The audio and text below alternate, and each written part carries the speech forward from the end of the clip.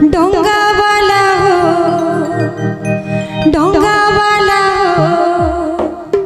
अरे डोंगा वाला हो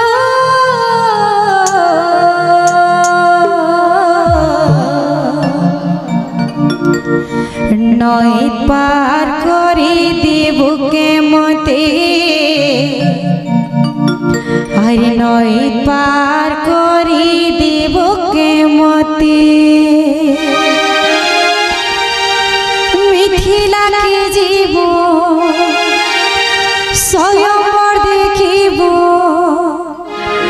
मिथिला के जीव स्वयंवर देखिब हरे डेरी ना कर समय जाऊछे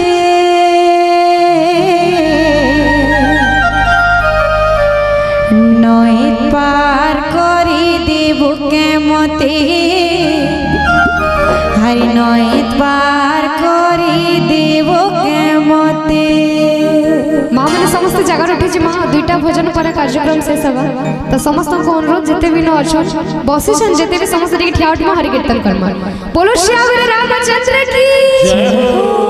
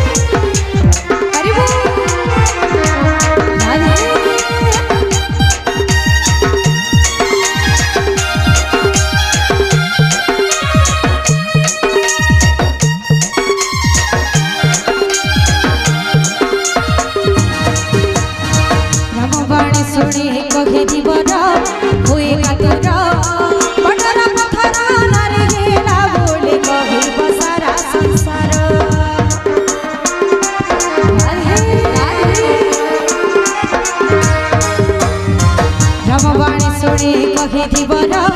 हुई कतरा बड़ा